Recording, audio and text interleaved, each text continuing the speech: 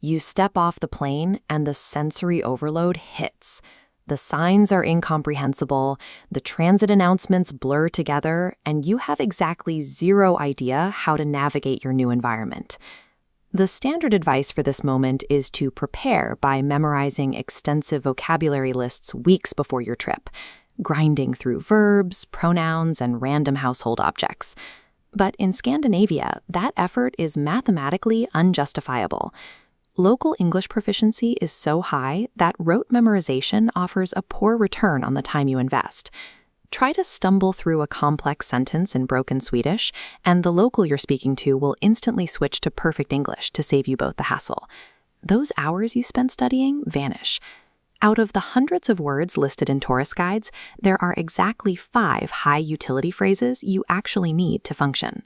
For short-term travelers, abandoning the pursuit of fluency in favor of these hyper-targeted phrases is the most effective way to optimize your pre-trip preparation. We evaluate this using a return on investment framework. We are weighing the cognitive effort required to memorize a word against its actual on-the-ground travel utility. This chart maps those parameters. We plot memorization effort along the horizontal plane and travel impact along the vertical plane.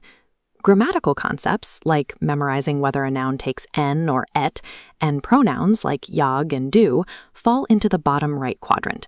These require significant effort to master, but offer very low utility for a quick trip. But our curated selection of 5 phrases sits in the top left. Barely any effort to learn, with a significant impact on your daily interactions.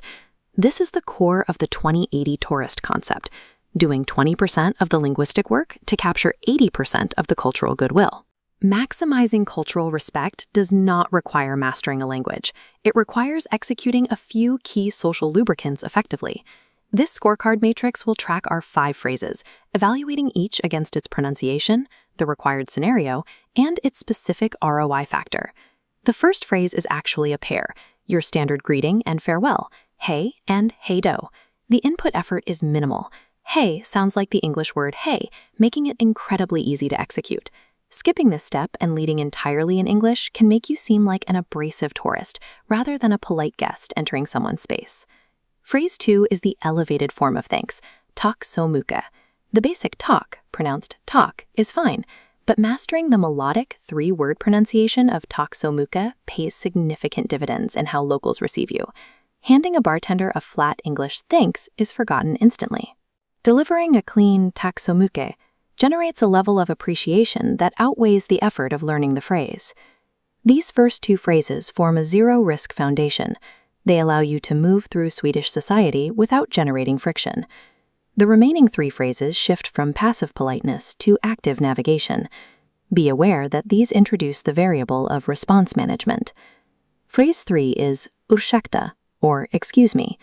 You use this specifically for getting a waiter's attention or moving through a crowd. The specific trade-off here is that initiating an interaction in Swedish often prompts the listener to reply rapidly in Swedish. You must be prepared to immediately reveal your English-only status after using the word, guiding the conversation back to your native language. Phrase 4 is vad kostar det? How much does it cost? This phrase empowers independent retail navigation. It lets you point to a pastry or a ticket and request the price in the native tongue. However, it carries a mandatory dependency. You either need to recognize Swedish numbers from 1 to 10 or simply look for the visual cue on the card reader. Phrase 5 is kan du hjälpa mig? Can you help me? This functions as a soft icebreaker. It removes the bluntness of walking up to a stranger and immediately demanding directions.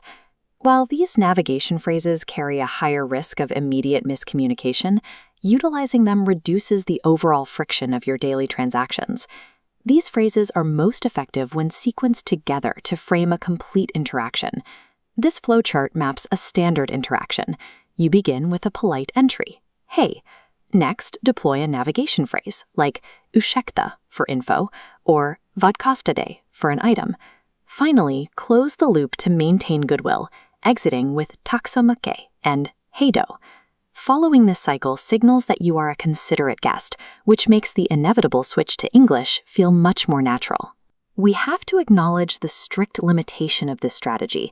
If your goal is true cultural integration, this system fails. This is a tourist's survival tactic, not an expat's requirement. Expats master complex grammar and genders like en versus et to build lasting relationships. But as a time-poor traveler, your core objective is securing the highest possible return on your pre-trip preparation time. For a short trip to Sweden, operational efficiency and baseline politeness are the only metrics that matter, and 5 phrases are all you need to achieve them.